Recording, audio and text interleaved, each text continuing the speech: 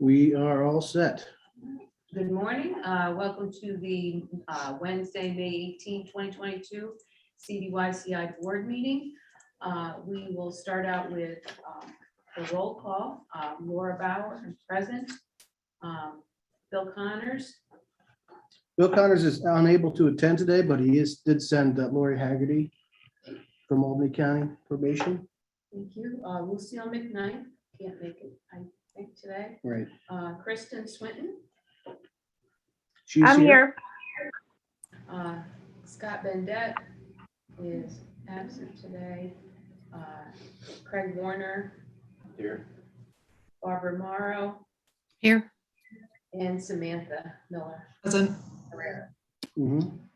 Thank And you. we also have, while I did not put it on the first letterhead, our new board member, which is the second order of business, Susan Cositano from Saratoga County.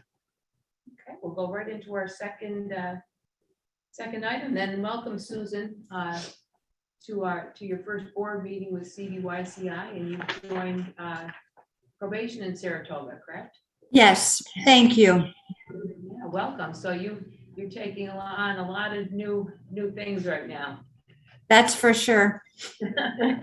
Okay. And I do apologize also for mispronouncing your last name. As a Castiglione, I should not have done that. It's very straightforward and right in front of you.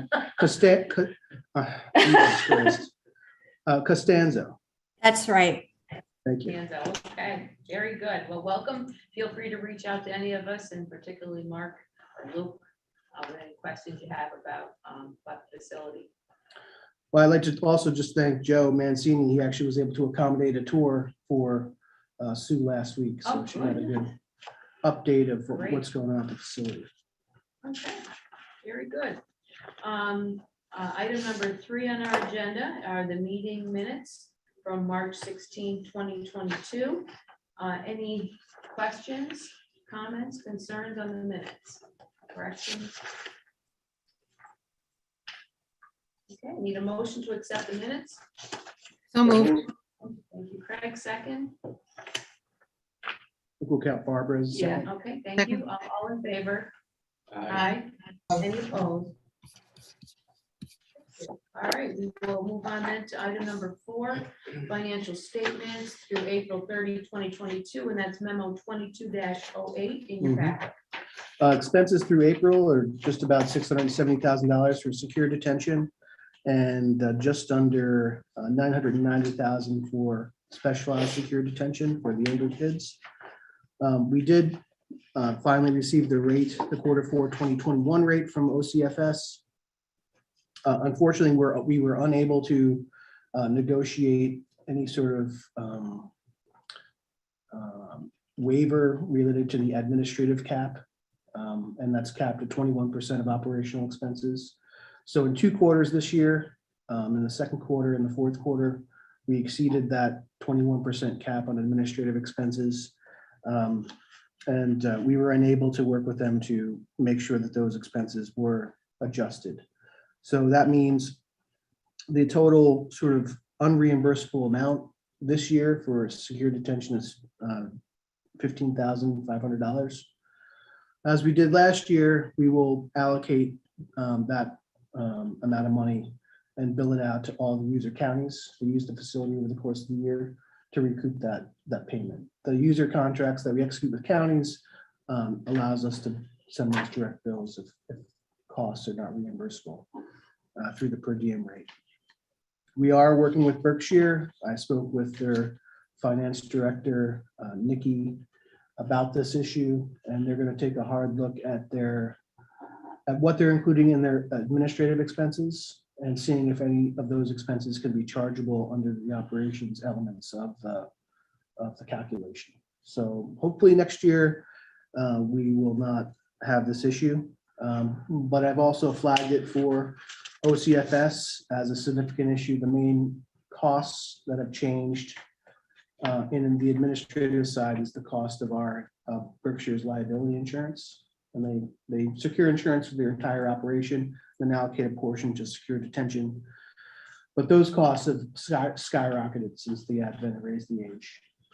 So OCFS knows about it, but we're not sure if that's going to be something that we can either put on the operations side or figure out a better solution to address. So that's the long and the short of it. We have just received from Berkshire the Q1 expense calculation, so we'll be putting together the Q1 per diem rates for 2022 shortly. But that's it for the financials. Thank you. Any questions for Mark? A motion to accept the financials. So moved. Thank you. A second? Doug, a second? Second. Sam. Thank you, Craig. All in favor?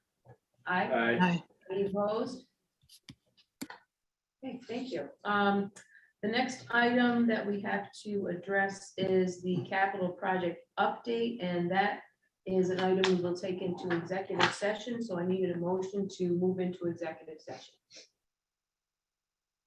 And I will note that all guests are invited to the executive session. So moved. Thank you, Craig. Second. Thank you, Barbara. All in favor? Aye. Aye. Any opposed? Okay, we'll move into executive session. All right, just in terms of logistics for folks that have never done this before, we're going to all enter a breakout room. So you'll see a prompt on your screen to enter the breakout room. And when you see it, just click it and we should all go in there. And it won't be broadcast on YouTube.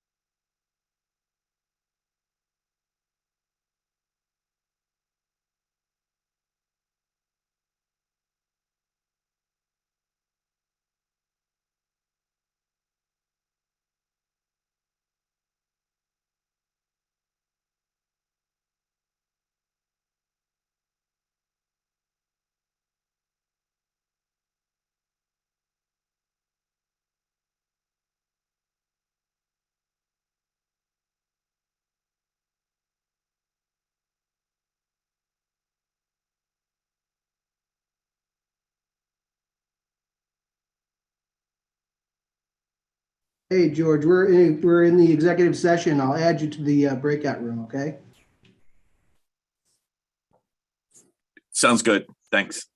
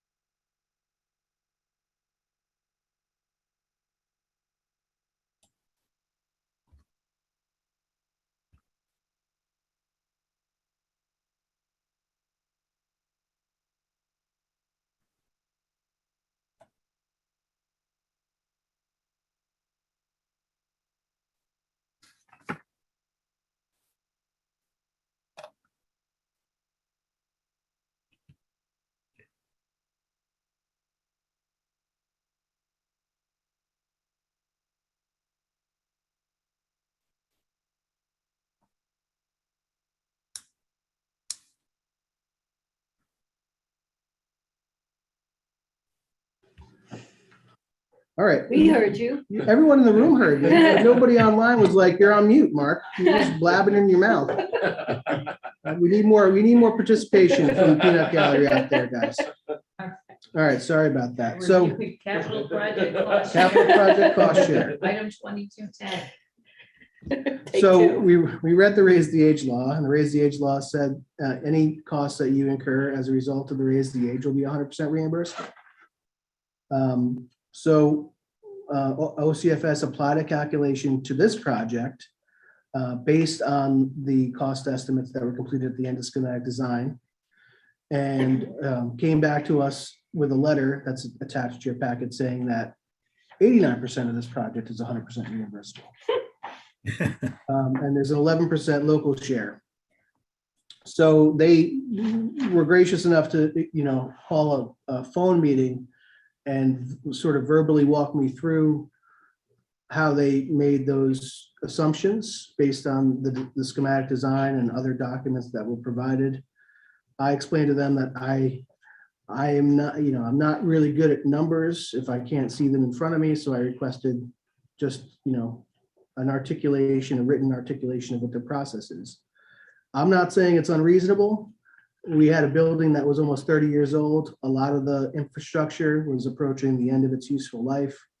There's no doubt we would have had to make, significant improvements to the facility. Even if raise the age didn't happen. But we're all involved in spending public money. Accountability is a big thing. And, I need to be able to see, and we should all be able to see how they made the calculation.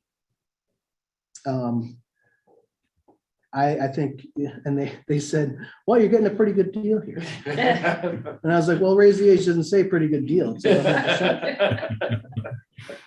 So they have pledged to get that to me, and I'll take a look at it. And $1.5 million for a $15 million project, isn't bad.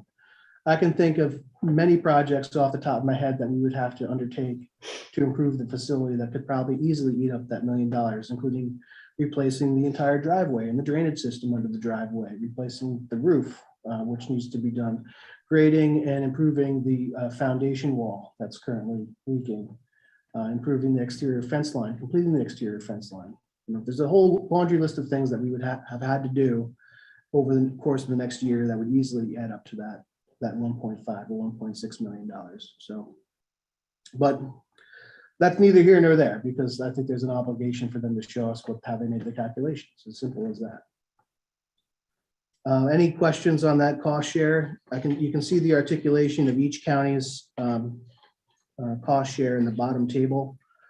So on the low end, it's just under 1.3 million is the total cost share for the counties, and on the $15 million max scenario, it's $1.65 million. So one of the questions that we have for the dormitory authority is, when can the counties provide their cash match? Is it something that has to be provided concurrent with the amortization schedule? Can counties pay a lump sum at the closing? Like how is that going to work? So that's going to be a significant question that will guide, I think, the intermunicipal agreements that are being developed as well. In addition, the dormitory authority has provided a template declaration of intent for Albany County to complete as the obligor of the financing. That declaration allows Albany County to be reimbursed for its out-of-pocket expenses that were incurred during the design phase. And this is really the focus of anything that has not already been reimbursed by the state. So we're in the process right now of identifying what that budget is. I mean, the maximum essentially is the design phase budget, which is attached behind the letter from OCFS. So the max construction is about $700,000, give or take. And you can see the allocations. So we're looking at everything that's not schematic design and design costs. Schematic design has already been paid for. We're really trying to determine whether or not that's been reimbursed yet. So if we're talking about the entire design phase costs, it's a maximum of $713,000 among all the counties that would be reimbursed, or 89% of it would be reimbursed at closing, right? And you can see the allocations there. One consideration that sort of I've come around to is that we build out for the 97,000. So we build Saratoga, Schenectady, and Rensselaer counties their share, and then administered the money back to Albany County for their entire reimbursement. But we may be holding, and I think it's wise to hold additional billings to the other counties, because I don't think it's really efficient for us to send bills to the other counties, have them get those payments approved, and then Albany County get reimbursed at the closing. So if Albany County can just get reimbursed at the closing, it might be a lot cleaner for everyone to do it that way. So I briefly discussed it with Albany County. They're willing to sort of be the bank on that, so long as they get reimbursed in the closing. But we have a paper trail that tracks who's paid what and what for. We're just trying to pull all those pieces together, so we can have that information. I know I threw a lot of stuff at you. Is there any questions? Okay. Thank you, Mark. For a second there, again, thought I was on mute. And had a hard time. Yeah, well, I know when you first announced what we were going to talk about, and it was silent, I'm like, why is it silent? Because I didn't hear you. Okay, thank you. Let's move on then to item number 7, facility performance improvement plan update. That's your memo 22-11. Sure. At our March meeting, we went over the letter and the conditions that OCFS put on Berkshire Farm and the areas for improvement. I think Berkshire has made tremendous strides in addressing the issues that aren't related to staff, but the staffing issues still persist. They're trying very hard to address those issues, but you want to just give us an update on the pit? Sure. There were 5 areas on the pit back in February that we needed to address. And I just want to give you an update on each of those areas. The first was the bathrooms. There were issues with the bathrooms. We were hoping we could wait until they were redesigned before we had to do anything, but we could not wait. So we have repainted with special paint and re-cleaned them all. We do have a cleaner coming in every Wednesday right now while we're in the process of hiring a full-time custodian. And so Sylvester noted that our bathrooms definitely look good. They're up to the standard that they need to be. Secondly, we had stopped in-person visitation in the facility when COVID hit, and we had not restarted it. OCFS wanted us to begin in-person visitation again. That is happening now. We are doing in-person visitation on Tuesdays and Wednesday nights. We're getting good participation from families. It's working very well with the youth. So that has been a very positive move forward. Thirdly, there was concerns about, because of lack of staff, youth spending too much time in their room, not being out for recreation. We have developed a full recreation schedule. We do not have a full-time recreation staff on recreation schedules posted, and we are sending out reports to OCFS and Berkshire leadership 3 times a day from the facility, and we are doing recreation in the gym. We are doing it outside. If there are staffing issues, we are coming up with alternative plans for recreation, which could be in the activity room or small numbers of youth in the gym. But we are making sure that youth are getting out and getting their recreation activities. The other 2 issues were surrounding staffing. One was that because of understaffing, we did not have the number of staff for the rapid response team, which is a requirement of the RTA regulations for our AOs. And the second was that we just did not have enough staff. So what we did is we put in a new position, security detention counselor 2, which would work with the supervisors to provide the rapid response team. Was to hire 8 of those staff. At the current time, we only have 3 of those staff hired. But that's 3 more than we had a month ago in that position. So we're beginning to build our rapid response team. The other with the vacancies overall, at that point, we were at 19 vacancies. Today, we are at 12 vacancies. And Joe, I believe you can correct me if I'm wrong, we do have 2 staff starting next week. Yes, we have 2 starting next week. So we are We made 3 offers for the security detention counselor 2 position last Friday, 2 and 1 this week.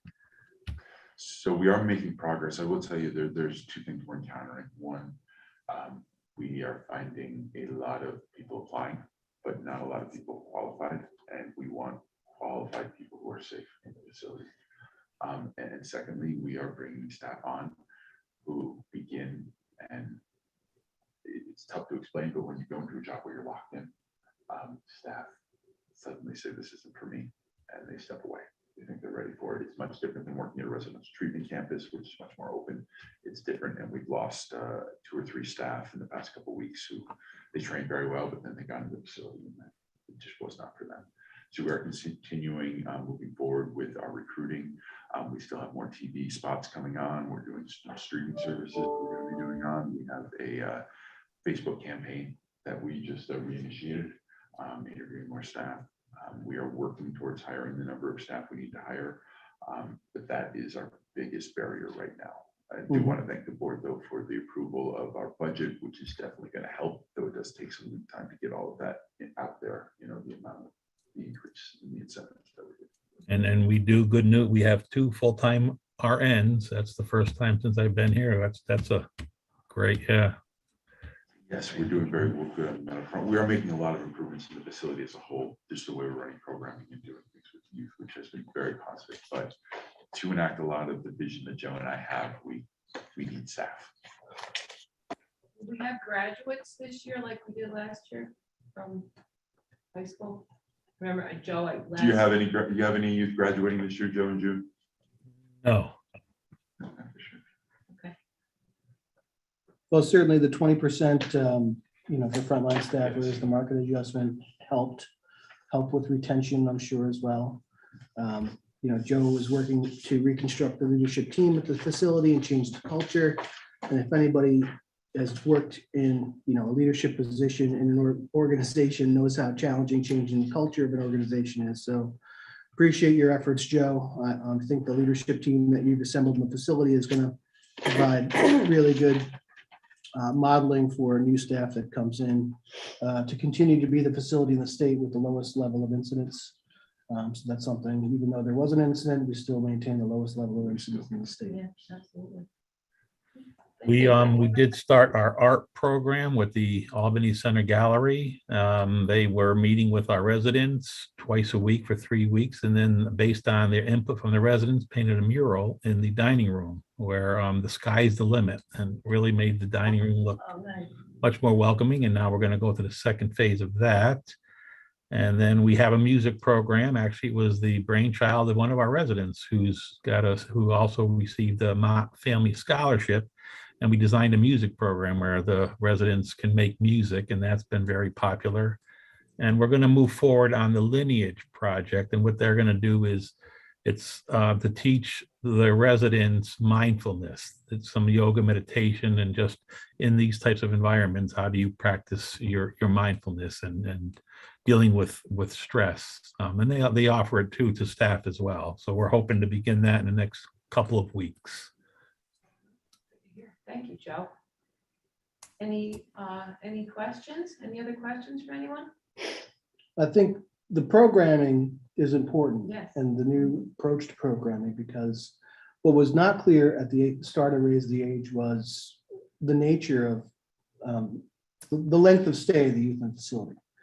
So youth in the facility are now staying for really long periods of time. And it's a challenge to be able to manage the facility because they keep a bed, for that duration. But it's also an opportunity to be able to engage the youth in a more meaningful way to hopefully get them off the path that they were on into something new.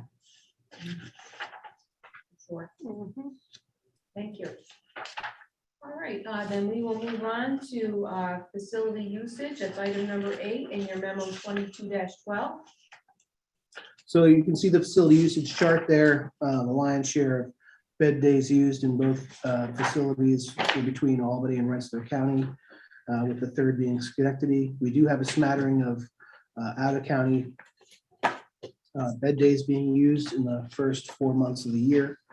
And you can see those there. Some of those reflect an exchange of youth. So one of our local youth exchanged because of a classification conflict or something with other using the facility. So that's some of those, but we try to help out as best we can while maintaining, priority and primacy of the 4 counties and available beds in case they need to be used.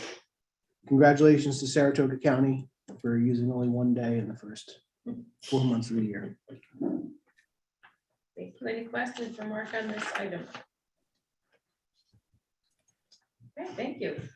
All right, our next item is number 9, and that's appointment of vice president. With Steve Bale's resignation, we have a vacancy in the vice president spot. And the memo in your packet 22-13 highlights the bylaws indicating how we can do that.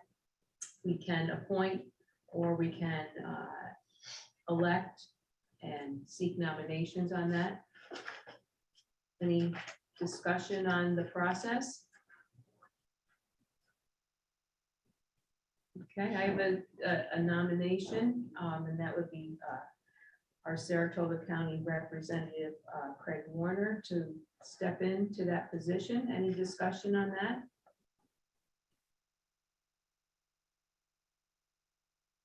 Okay, I believe I need a motion to accept that. Mhm. Do I have a motion to accept that nomination? Can you hear me? Did you say Craig? Yes, I moved that. So moved. thank you. And do I have a second? Thank you, Sam. All in favor? Aye. Aye. Any opposed? Okay, very good. Craig, congratulations on your vice president. Mr. Vice Thank you. President, Yes, you are a long tenured member, so very good. All right. We will then move on to our item number 10, facility operation agency report. So you gave a lot of it You gave a before. lot of it. Joe, do you have anything you want to add to the facility report?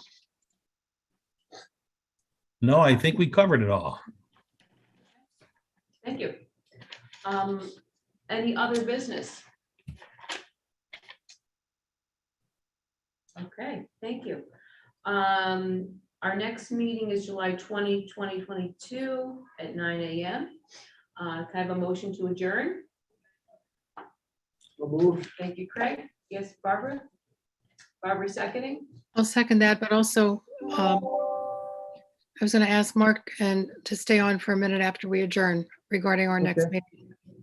Sure.